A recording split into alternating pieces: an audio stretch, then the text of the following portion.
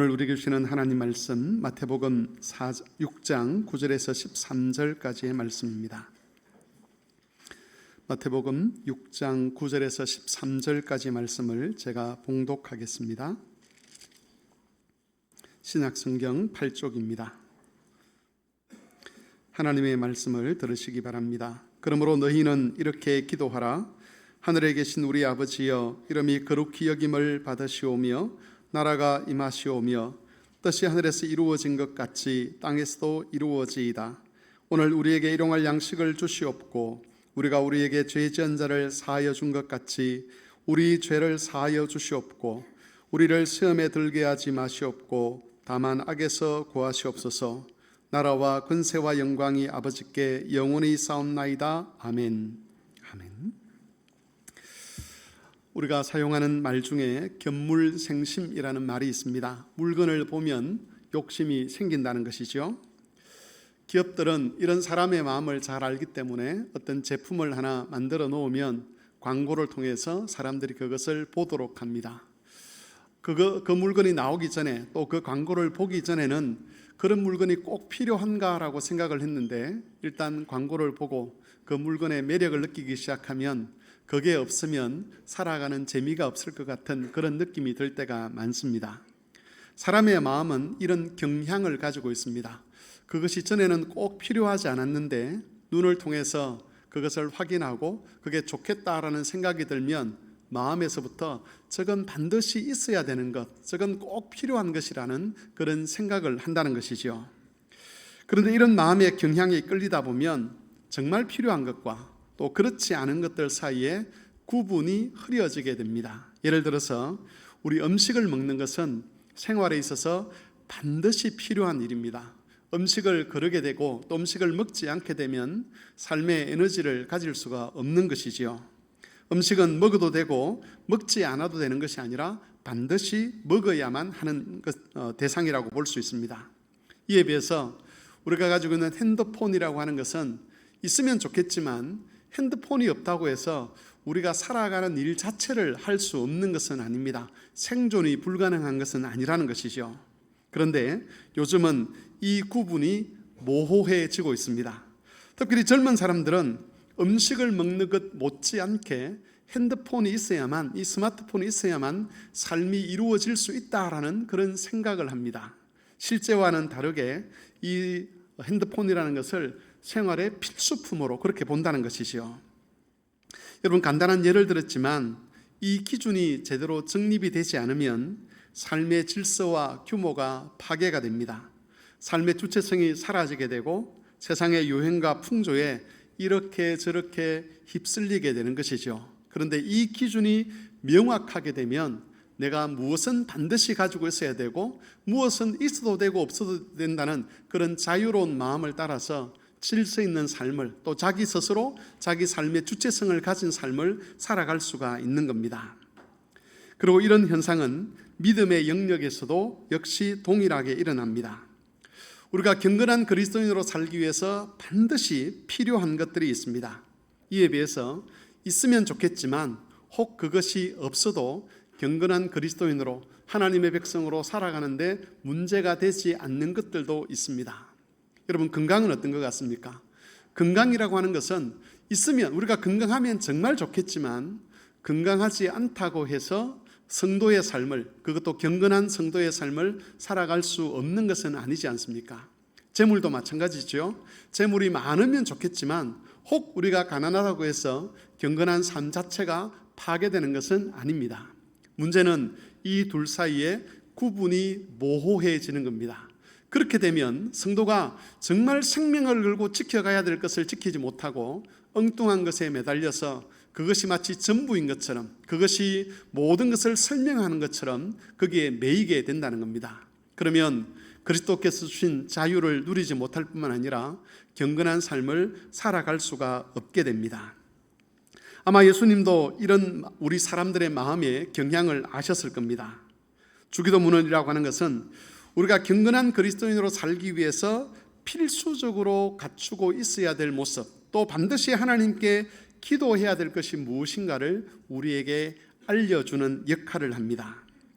주기도문은 세상이 우리로 하여금 이 기준을 모호하도록 하기 위해서 다양한 목소리를 내고 있는 이런 시대 가운데서 우리가 정말 놓쳐서는 안 되는 것, 우리가 반드시 하나님께 간절히 기도해야 될 것이 무엇인지를 알려줌으로써 세상의 목소리에 저항할 수 있는 방편으로 그리스도께서 우리에게 주신 선물이라고 할 수가 있습니다.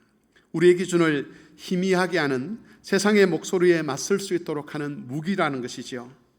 우리가 주기도문에 담긴 이런 강구들을 잘 묵상하고 이 가르침을 따라 기도하게 되면 하나님 앞에서 바른 기준을 우리가 지켜갈 수 있게 되고, 또 신앙의 질서를 따라서, 삶의 규모를 따라서 경건한 삶을 이어가고 또 의의 열매들을 풍성히 맺어갈 수 있게 되는 것입니다. 오늘은 이 주기도문 중에서 6번째 강구에 대해서 살펴보고자 합니다. 6번째 강구는 우리를 시험에 들게 하지 마시고 악에서 구하소서라는 기도입니다. 어떤 사람은 이 문장을 두 가지 기도로 보는 사람이 있습니다. 시험에 들지 말게 해달라는 기도와 악에서 구해달라는 기도가 따로따로 있는 기도다, 그렇게 보기도 하고, 어떤 분들은 이것을 하나의 기도로 보는 분도 있습니다. 이것을 두 개로 볼 거냐 하나로 볼 거냐 하는 것이 그렇게 중요한 것은 아니지만, 분명한 것은 이렇게 사람들이 생각을 하는 거기에는 이 둘이 서로 긴밀하게 연결되어 있기 때문에 그렇습니다. 우리는 오늘 우리를 시험에 들게 하지 마시고라는 이 기도에 대해서 살펴볼 것이고, 다음 주에는 악에서 구하소서라는 기도에 대해서 살펴보도록 할 것입니다. 세 가지 대지로 말씀을 전하겠습니다. 첫 번째는 두 종류의 시험이 있다는 것에 대해서 살펴보고, 이어서 우리가 기도함으로 깨어 있어야 한다는 것, 그리고 기도함으로 하나님을 의지해야 된다는 것, 이 세 가지 대해서 살펴보겠습니다. 성경은 시험에 대해서 이야기를 하는데 누가 시험하는가에 따라서 두 종류로 시험이 나누어집니다. 하나님이 하시는 시험이 있는데 이것은 일종의 테스트라고 할 수가 있습니다. 하나님이 시험을 하시는 목적은 시험 받는 사람의 믿음이 밝혀지고 그 사람이 더 온전한 믿음으로 자라도록 하기 위한 것입니다. 대표적인 경우가 바로 아브라함입니다. 하나님은 아브라함을 시험하셨습니다. 시험하시면서 이삭을 제물로 드리라고 그렇게 요청을 하시죠. 하나님께서 이삭을 제물로 바치라는 이 말씀을 하시면서 아브라함에게 시험을 하신 목적은 아브라함 안에 있는 부활의 믿음이 밖으로 드러나게 하시고 그것을 확인하고 그 믿음을 근거로 언약의 복을 이어가도록 하기 위함이었습니다. 만일 아브라함에게 부활 신앙이 없었다면 하나님은 이런 시험을 하지 않았을 겁니다. 그런데 하나님은 아브라함의 그 마음 안에 부활을 믿는, 하나님께서 죽음을 이기시고 죽음조차도 극복하면서 자신의 약속을 이루실 능력이 있는 분이라는 것을 알았습니다. 그것을 아신 하나님께서 그 아브라함의 믿음이 밖으로 표출되도록 하기 위해서 아브라함으로 하여금 자기가 어느 정도까지 지금 하나님을 신뢰하고 있는지를 확인하도록 하기 위해서 이런 시험을 아브라함에게 하신 것이죠. 아브라함은 하나님의 요청을 따라 이삭을 제물로 바치려고 했습니다. 부활을 믿는 믿음이 있었다는 것이죠. 하나님께서 이렇게 아브라함을 시험하신 그 시험과 같은 이런 종류의 시험들을 하나님은 종종 하나님의 백성들을 찾아오셔서 하십니다. 우리 안에 어떤 믿음이 있는지, 우리가 품고 있는 소망이 어떤 것인지, 우리가 무엇을 향해 나아가고 있는지 우리 스스로 확인하고 그것을 근거로 하여금 우리의 믿음이 더 자라도록 하기 위해서 하나님께서 시험하시는 그런 것들이 있다는 겁니다. 또 다른 시험이 있습니다. 그것은 사탄이 하는 시험입니다. 사탄이 하는 시험은 그 목적이 하나님과 정반대에 있습니다. 사탄이 사람을 시험하는 목적은 믿음을 파괴하고 그 사람으로 하여금 하나님과 그리고 하나님의 모든 복에서 멀어지도록 하는 겁니다. 하나님의 뜻을 파괴하고 하나님 나라를 파괴하는 것이 사탄의 시험의 목적이지요. 이런 사탄의 시험을 가리켜서 우리는 유혹이다 또는 미혹이다 그렇게 이름을 붙입니다. 사탄의 시험의 대표적인 경우가 바로 예수님을 시험한 겁니다. 예수님께서 공생의 사역을 시작하기 전에 사막으로 광야로 이끌려서 마귀로부터 시험을 받습니다. 마귀가 그 시험을 통해서 하고자 한 것은 예수님과 하나님 사이의 신뢰관계를 파괴하는 것이죠. 하나님을 향한 예수님의 믿음을 파괴하는 겁니다. 그래서 하나님의 뜻에 온전히 순종하지 못하도록, 구원자의 길을 걷지 못하도록 하려는 것이 예수님을 시험한 마귀의 목적이었습니다. 성경에는 베드로를 시험하는 마귀의 모습도 있습니다. 예수님이 유대인들에게 잡혀서 대제사장의 재판장으로 끌려갔을 때에 베드로는 멀찍이 예수님을 따라갔습니다. 그때 베드로의 마음에는 두려움이 가득 차 있었습니다. 마귀는 한 여종을 통해서 베드로의 그 두려운 마음을 자극합니다. 시험을 하는 거죠. 그러면서 베드로의 믿음을 파괴시켜 버렸습니다. 베드로가 사도로서의 직분을 감당하지 못하도록, 신실하게 예수님을 따라가지 못하도록, 죄책감에 시달려서 자신의 믿음의 길을 스스로 포기하도록 그렇게 시험하는 겁니다. 만일 예수님의 은혜가 없었다면 그 시험은 베드로와 또 많은 제자들을 완전히 그리스도와 분리시켰을 겁니다. 자신들의 실패에 대한 죄책감을 가지고 하나님의 은혜와는 상관없는 사람인 것처럼 그렇게 살았을 것입니다. 바로 이것이 마귀가 일으키는 시험의 목적입니다. 우리가 경계해야 될 시험은 바로 마귀가 일으키는 이 두 번째 종류의 시험입니다. 예수님께서 시험에 들지 않도록 하나님께 기도하라고 말씀하셨을 때 그것은 바로 이 두 번째 시험을 가리키는 것이죠.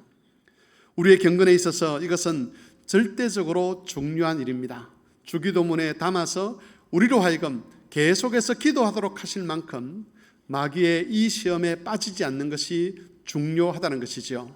이 시험에 빠져들게 되면 하나님의 은혜를 받았음에도 불구하고 마치 그 은혜와 자신이 상관없는 사람인 것처럼 스스로 하나님께 분리되어서 하나님 없는 사람으로, 복을 누리지 못하는 사람으로 그렇게 비참하게 살아갈 수밖에 없는 겁니다.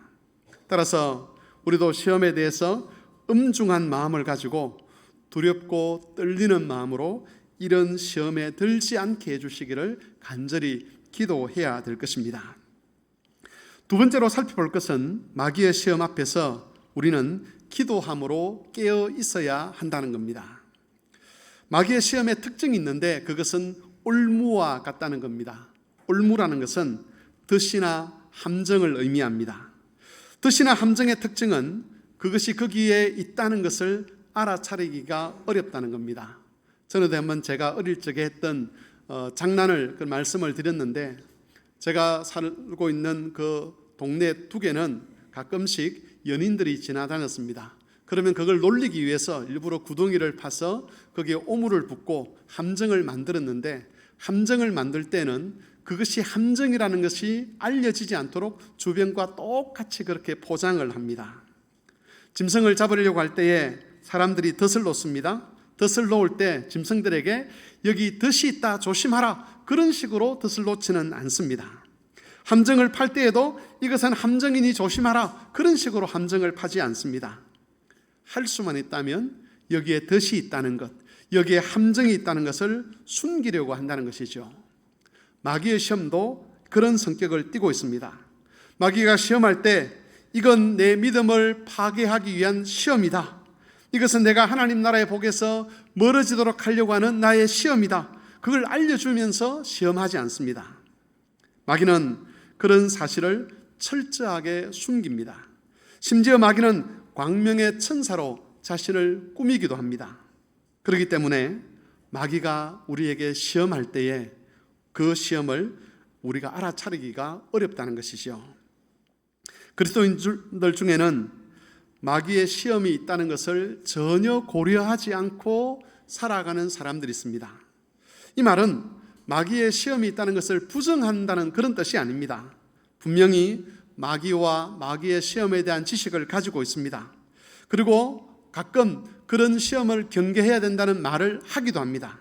하지만 실제 생활에서는 그것을 염두에 두지 않는다는 거죠. 이것이 마귀의 시험일 수 있다는 그런 생각을 하며 살지는 않는다는 겁니다. 마귀가 우리를 시험할 수 있다는 그런 것들을 염두에 두고 말을 하거나 행동을 하거나 표정을 짓거나 태도를 결정하지 않는다는 겁니다. 그래서 마귀로부터 시험 당하고 있으면서도 전혀 지금 자기의 영적 상태를 알아차리지 못하는 그런 경우들이 많이 있습니다. 예수님은 누구보다도 마귀의 시험이 가지고 있는 이런 성격을 잘 아셨습니다. 그래서 예수님은 시험에 들지 않기 위해서 늘 기도하셨습니다. 누가복음 말씀을 한번 보겠습니다. 누가복음 4장 42절에서 44절까지의 말씀을 같이 한번 읽어보도록 하겠습니다. 다 같이 읽겠습니다. 날이 밝음에 예수께서 나오사 한적한 곳에 가시니 무리가 찾다가 만나서 자기들에게서 떠나시지 못하게 만류하려 하며 예수께서 이르시되 내가 다른 동네들에서도 하나님 나라의 복음을 전하여야 하리니 나는 이 일을 위해 보냄을 받았노라 하시고 갈릴리 여러 회당에서 전도하시더라. 화면을 좀 그대로 두시기를 바랍니다. 여러분, 이 본문 앞에는 예수님께서 밤새도록 병자들을 고치시는 이야기가 나옵니다. 그렇게 병자들을 고치신 이후에 예수님은 곧바로 한적한 곳으로 가셨습니다. 누가복음에서 예수님이 한적한 곳으로 또는 광야로 갔다는 표현이 나올 때 그것은 예수께서 기도하러 가셨다는 뜻입니다. 여러분, 예수님께서 왜 많은 병자들을 고치신 이후에 기도하러 가셨겠습니까? 일반적으로 우리는 병자들을 고칠 때 또는 고치기 전에 기도하는 것이 일반적입니다. 그런데 예수님께서는 병자들을 많이 고치시고 사람들을 많이 회복시키신 그 이후에 홀로 기도하러 가셨습니다. 여러분, 예수님께서 이렇게 하신 이유는 이 일이 자기에게 시험거리가 될 줄 아셨던 겁니다. 시험거리가 될 줄 아셨기 때문에 기도하면서 그 시험을 이기고자 하신 것이죠. 이제 화면을 접으셔도 됩니다. 여러분, 사람들이 예수님으로부터 병고침을 받고 예수님께 대해서 존경과 환호를 표할 때에 예수님은 거기에 마귀의 시험이 역사할 수 있다는 것을 알았습니다. 실제로 사람들은 예수님을 찾아왔습니다. 그리고 예수님이 자신들을 떠나지 못하도록 만류를 하려고 했습니다. 겉으로 볼 때는 이것이 사람들이 예수님을 존경하고 예수님의 가르침을 따르는 것처럼 보였을 겁니다. 하지만 예수님은 이것이 시험이라는 것을 아셨습니다. 온 유대 땅을 다니시면서 하나님 나라의 복음을 전하고 하나님 나라의 능력과 영광을 나타내셔야만 하는 자신의 사역을 막아서기 위한 마귀의 시험이었다는 것을 아셨다는 것이죠. 그래서 예수님은 이런 시험에 들지 않기 위해서, 이런 시험에 넘어지지 않기 위해서 기도하신 것입니다.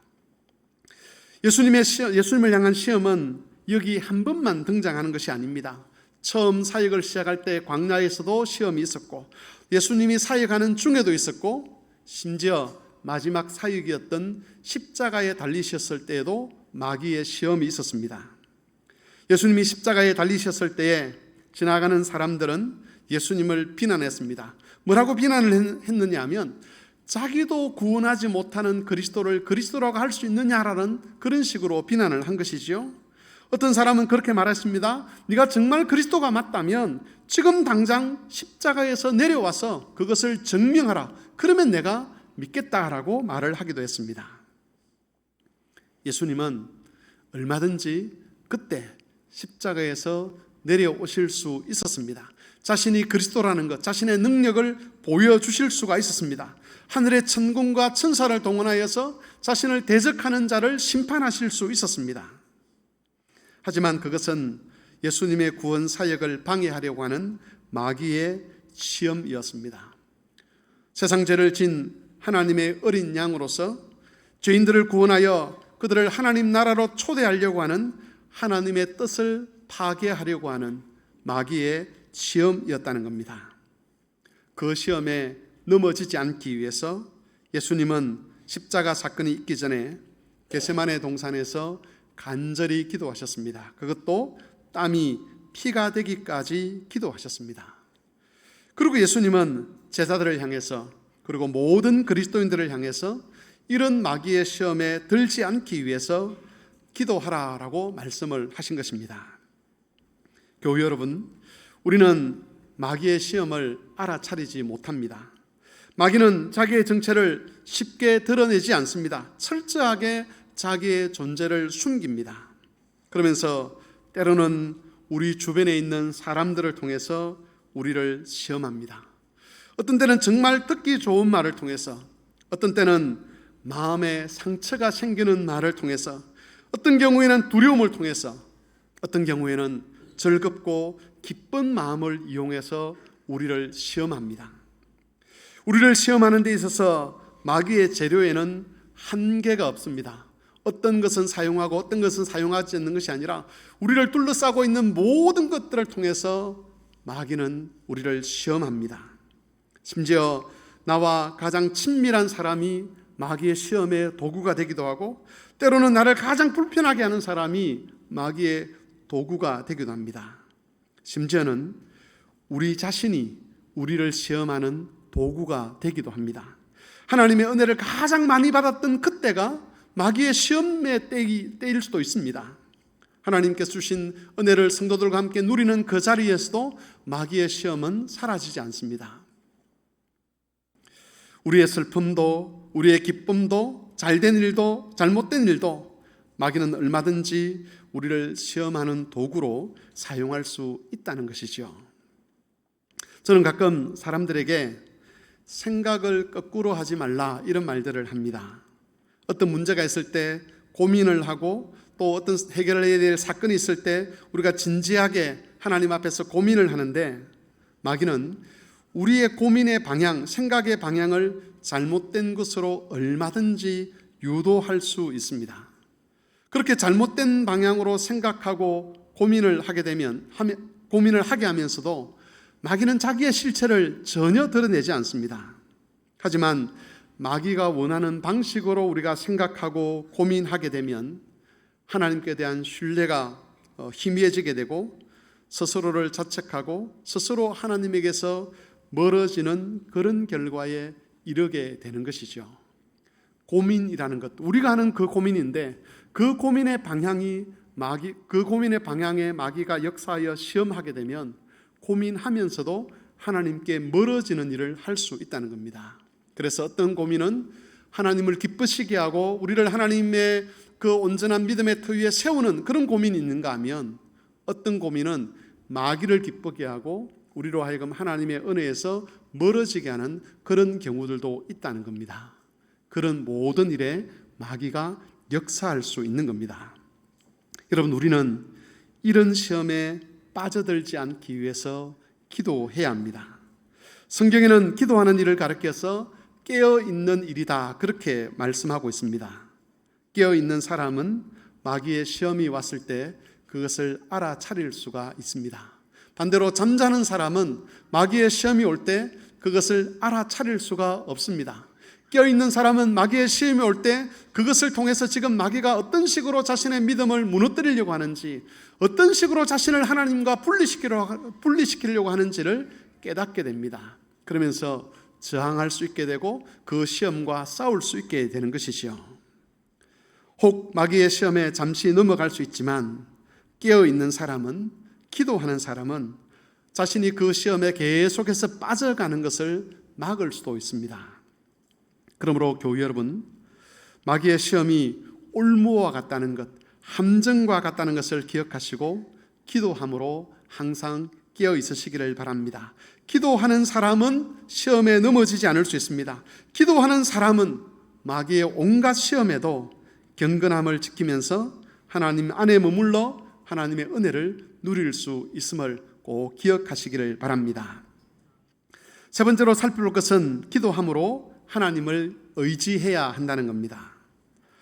하이델베르그 요리문답 제127문답에 보면 주기도문의 6번째 간구에 대해서 설명하는데 거기에 이런 문구가 있습니다. 제가 한번 읽어보겠습니다. 우리 자신만으로는 너무나 연약하여 우리는 한순간도 스스로 설 수 없사오며, 이것은 마귀가 우리를 시험할 때 우리 자신에게는 시험에 들지 않을 능력이 없음을 표현하는 겁니다. 그것도 티끌만큼도 능력이 없음을 하나님 앞에 고백하는 것이죠. 우리를 시험에 빠져들지 않게 하실 분은 오직 하나님 한 분뿐이십니다. 여러분, 주기도문에서 시험에 들지 않는다는 것은 시험을 받지 않는다는 뜻이 아닙니다. 마귀의 특기는 시험하는 겁니다. 그리스도에 의해서 완전히 멸망당하기까지 마귀는 절대 시험하는 일을 중단하지 않을 겁니다. 시험에 들지 않는다는 것은 시험에 빠져들어서 허우적거리지 않는다는 그런 뜻이죠. 여기는 두 가지 의미가 있습니다. 첫 번째는 그야말로 시험을 알아차리고 그 시험에서 벗어나는 것을 의미합니다. 예수님께서 병자들을 고치시고 난 다음에 사람들이 자기에게 몰려와서 자기를 왕으로 삼으려고 했을 때 그게 시험이라는 것을 알아차리시고 거기서 벗어나셨던 것처럼 시험에 들지 않는다는 것은 바로 그런 식으로 마귀의 시험에 넘어지지 않는다는 그런 의미가 있습니다. 이것이 첫 번째 의미입니다. 그리고 또 다른 뜻이 있는데 그것은 우리가 시험에 들었을 때 하나님께서 직접 개입하셔서 그 시험에서 우리를 건져달라는 그런 뜻입니다. 잘 아시듯이 베드로는 시험에 들었습니다. 예수님이 잡혔을 때 마귀는 여종을 통해 베드로를 시험했습니다. 마음에 두려움이 가득했던 베드로는 여종의 도전 앞에 예수님을 부인해버렸습니다. 그것도 예수님에게 저주를 쏟아부으면서 자신과 예수는 아무 상관이 없다고 그렇게 부정을 해버렸습니다. 닭울음 소리가 들렸을 때 베드로는 예수님이 하신 말씀이 생각이 났습니다. 그리고 괴로움을 겪어야만 했습니다. 그런 베드로가 나중에 다시 예수님의 부름을 입습니다. 그는 예수님이 성천하신 이후에 초대교회의 사도로서, 그것도 가장 영향력 있는 사도로서 교회를 세우는 일에, 복음을 전파하는 일에 힘쓰게 됩니다. 어떻게 이런 반전이 있을 수 있었겠습니까? 스스로 예수님을 부인하면서 자신과 하나님의 아들은 상관없다고 주장했던 그 인물이 어떻게 교회를 세우는 기둥이 될 수 있었느냐는 것이죠.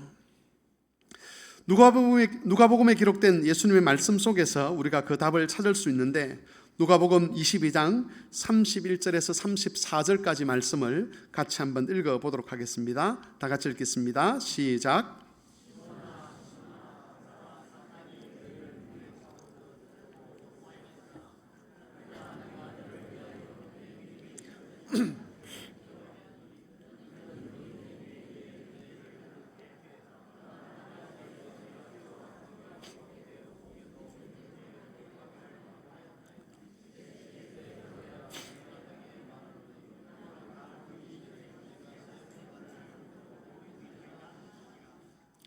사탄은 밀을 까부르듯 하려고 제자들에 대한 시험을 요구를 했습니다. 밀을 까부른다는 것은 알루곡과 죽정이를 가려내는 작업을 의미합니다. 베드로를 비롯한 제자들에게 믿음이 없다는 것을 증명하기 위해서 마귀가 시험을 하겠다라고 지금 하나님께 요청을 한 것이죠. 하나님은 이 사탄의 요청을 허락해 주셨습니다. 사탄의 의도대로 그 시험은 베드로와 제자들이 얼마나 형편없는 사람인지를 폭로했습니다. 그들을 하나님의 나라와 복에 어울리지 않는 사람인 것을 폭로했고, 그래서 하나님 나라와 복에 멀어지도록 만들었습니다. 하지만 그게 끝이 아니었지요. 제자들은 스스로 기도하지 않았지만 예수님께서 그들을 대신하여 기도하셨습니다. 내가 너를 위하여 내 믿음이 떨어지지 않기를 기도하였나니 너는 돌이킨 후에 내 형제를 굳게 하라. 그들이 실패에도 불구하고, 시험에 들었음에도 불구하고 믿음이 떨어지지 않았던 이유는 예수께서 그들을 위하여 기도하셨기 때문입니다. 베드로와 다른 제자들이 시험에 들었음에도 그 시험에 빠져 계속 허우적거리지 않을 수 있었던 것은 이 예수님의 기도와 그 기도에 응답하신 하나님의 은혜 덕분이었습니다. 그들은 그 은혜 때문에 다시 믿음을 회복하고 하나님과 하나님 나라의 복 안에 머물 수가 있었던 겁니다. 요한복음에 보면 예수님이 죽으신 이후에 제자들이 갈릴리 호수에 가서 고기를 잡는 장면이 기록되어 있습니다. 처음에 제자들은 한 마리의 고기도 잡지 못합니다. 빈 그물만 끌어올리지요. 그러다가 예수님께서 그들에게 말씀하신 이후에 많은 고기를 잡습니다. 이 사건을 어떻게 해석해야 되는가에 대해서 여러 학자들의 주장들이 있습니다. 그런 해석들 중에 하나는 처음에 등장하는 빈 그물은 시험에 든 제자들의 상태를 의미한다는 겁니다. 제자들은 3년 동안 예수님을 따라다니면서 자기들이 특별한 사람이라고 생각을 했습니다. 그래서 나중에는 누가 더 큰가를 두고 싸우죠. 내가 예수님께 더 특별한 사람이다, 내가 예수님께 더 인정받는 사람이다, 그걸 가지고 싸웁니다. 하지만 마지막 시험을 통해서 드러난 것은 그들이 전부 다 아무것도 아니라는 거죠. 사실은 예수님에 대한 신실함을 지켜갈 믿음이 그들 속에 없다는 것이 그 시험을 통해서 폭로가 되었습니다. 그들의 자랑은 그들이 마지막에 끌어올렸던 그 빈 그물과 같았습니다. 그들의 빈 그물을 채우신 분은 예수님이십니다.